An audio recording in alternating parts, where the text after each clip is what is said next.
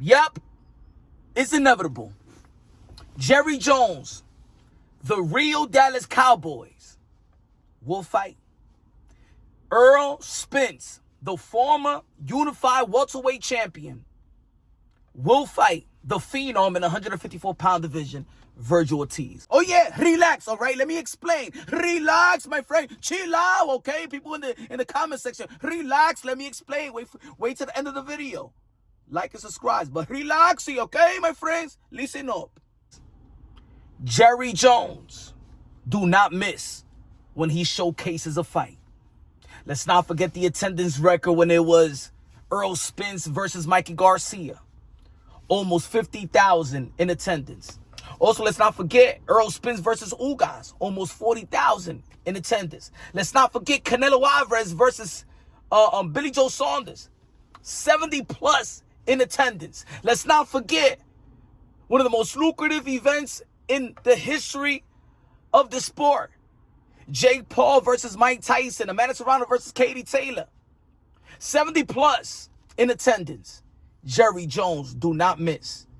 And who Jerry Jones is fan of? We saw him chilling with Vergil Ortiz. He went out there to support Vergil Ortiz versus Erickson Lubin. And we all know he's fans and friends with Errol Spence. We seen Errol Spence out there watching the fight, scouting the fight, supporting Vergil Ortiz, a guy that he's been knowing since he was 11 years old. They started up in the same gym, the same coach.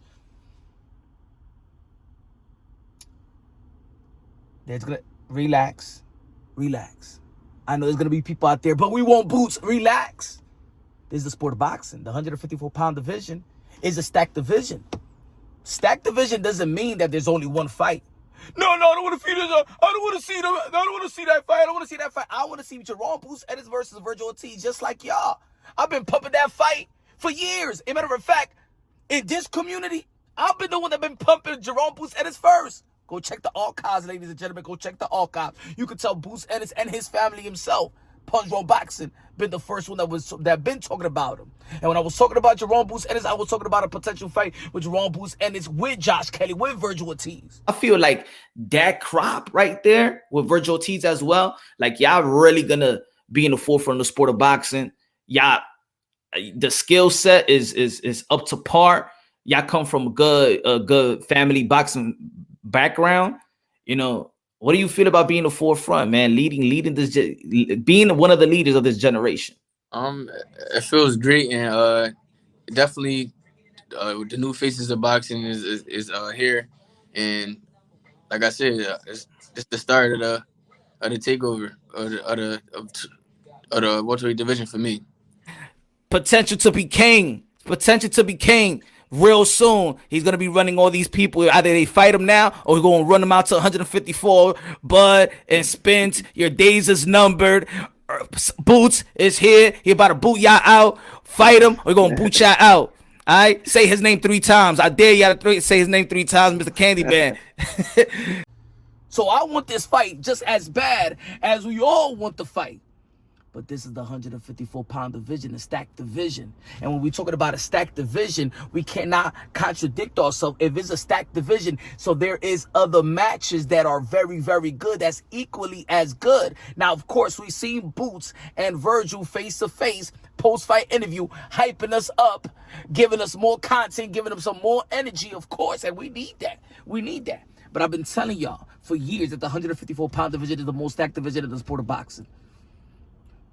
They got choices, and good choices at that. Vergil Ortiz, if he doesn't fight Jerome Boots Ennis, Errol Spence. And ladies and gentlemen, I'm going to tell you like this. That's the most lucrative fight in the 154-pound division. Because Errol Spence, whether you like it or not, and I know people want to write him off, right? Because of what Bud Crawford did to him. But even in his loss, Bud was about to face Fundora, and Errol Spence like, nah, that's my fight.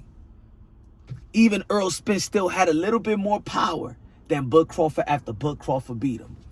Errol Spence, whether y'all like it or not, still dictates the biggest fight in that respective division. Just like he dictated the biggest fight in 147-pound division. Let's not forget that it was Errol Spence who made the Bud Crawford fight. So why would you want to write this guy off if this guy don't even fight tune-ups and he has the power to make some good fight? He was going to come back and fight Fundura. It's not like he wants a tune-up, right? So, yeah, he's been out for a while. Oh, yo, Errol Spence been out for a while. Why would Vergil Ortiz fight somebody that's been out for 3 years? But yeah, again, let's stop the contradictions and the hypocrisy. We are the same community in the modern day boxing world that like to shame today's fighter like back in the day's fighters, because we wish that today's fighters would do what the fighters of the past was doing. But you're telling me y'all didn't respect Sugar Ray Leonard versus Hagler when Sugar Ray Leonard was retired for 3 years, had retina surgery, tired? We always talk about the Four Kings. Well, that fight was part of the Four Kings, and Leonard won.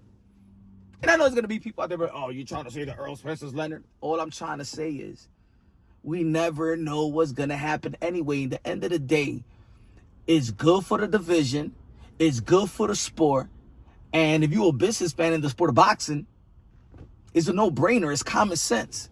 That's the most lucrative fight in the 154-pound division. But that doesn't mean that Jerome Boots Ennis, if he doesn't get Vergil Ortiz, can't fight the winner of Xander Zayas and get that title.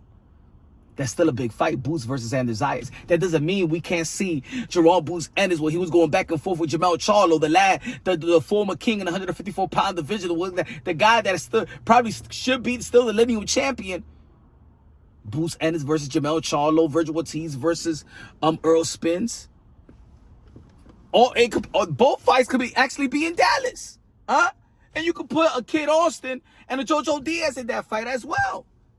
Ladies and gentlemen, this is a stacked division. When there's a stacked division, there's Thurman versus Fundura, great fight. We're gonna have Josh Kelly versus Bakram, good fight, right?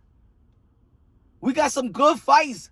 Hey, yo, we've been talking about the 154-pound division. They should do a tournament. So if they should do a tournament, that means that we was ready to see all these matchups equally match up, because that's one of the most deep division and interesting division, exciting division in the sport of boxing. So we just can't be like, no, I don't want to see no Vergil and Errol Spence. Then what the hell we been talking about? No, we would like to see that Boots versus Vergil, but if we can't get that fight, we still could get a good fight. And also, Vergil Ortiz has done a good job in fighting guys that's relatable to Bud Crawford. In reference to Bud Crawford faced Mean Machine. Vergil Ortiz faced Mean Machine. He faced Madrimov. Vergil Ortiz faced Madrimov. Vergil Ortiz won Errol Spence. You already know what Bud Crawford did to Errol Spence. So, you know what I'm saying? When you build a big fight, right? Anything you can do, I can do better. That's the way that Mayweather and Manny Pacquiao was built as well. Like, the road also could lead to a Bud Crawford. Let's not act like we still don't want to see even a Boots versus a Crawford. You understand what I'm trying to say? We could still see Vergil versus a Crawford. Look, folks, we've been talking about, as long as we've been talking about Vergil Ortiz and Boots Ennis, around the same time and around in the same length of time, we've been talking about potential fight with Vergil and Bud, Boots and Spence, Boots and Bud. Those names been linked together ever since the welterweight division. Remember, Errol Spence was sniffing on Errol Spence's neck, and through the WBO, Vergil Ortiz was sniffing on Bud Crawford's neck. It is what it is. Why people are not? There's people out here that's not excited about it. It makes sense. And if you got, and then in the sport of boxing, who's willing to put that fight? Who's willing to put the money? Let's be real. Let's be honest. We had the most powerful man in the sport of boxing, Turkey Al Sheikh, that was already trying to give us that fight, but Jerome Boots Ennis declined. Do we still want to see the fight? Yes. But I'm also going to hold the Boots Ennis accountable that we could have had that fight a long time ago, but you declined that fight. And now that Vergil Ortiz have added to his resume and have added more interest in other fights, and we've seen Errol Spence. Look, Errol Spence return is an event in itself.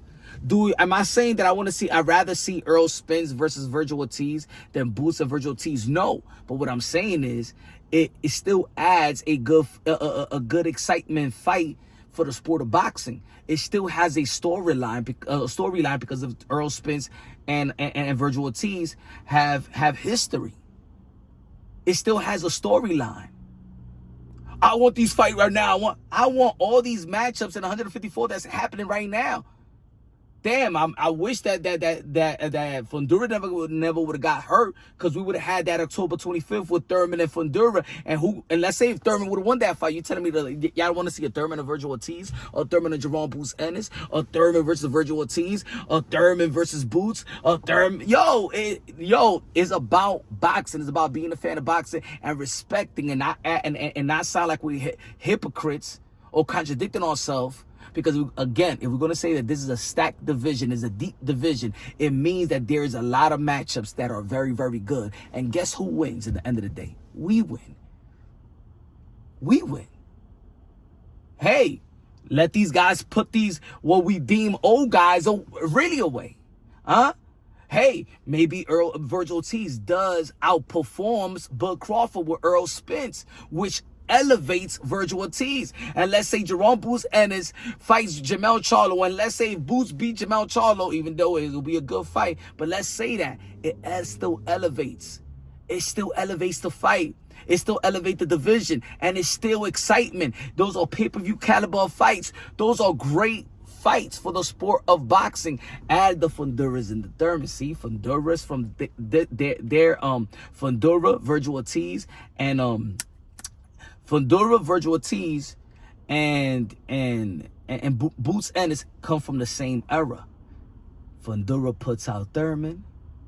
Jamel Charlo puts out Charlo. Boots puts out Charlo. And Vergil Ortiz puts out Errol Spence. Why y'all mad? I love these fights. These are good for boxing. All I'm saying is, don't be surprised. Now, the guy that's going to want to put the money, just like Turkey was winning to put Vergil and Boots, but Boots wasn't ready. Jerry Jones is winning to put that Errol Spence and Vergil Ortiz. That makes economic sense. That makes boxing business sense. That still adds a legacy fight for Vergil Ortiz. Why people mad? I like it. And I think that's the fight that's going to happen, that's going to come to fruition, because it just makes sense.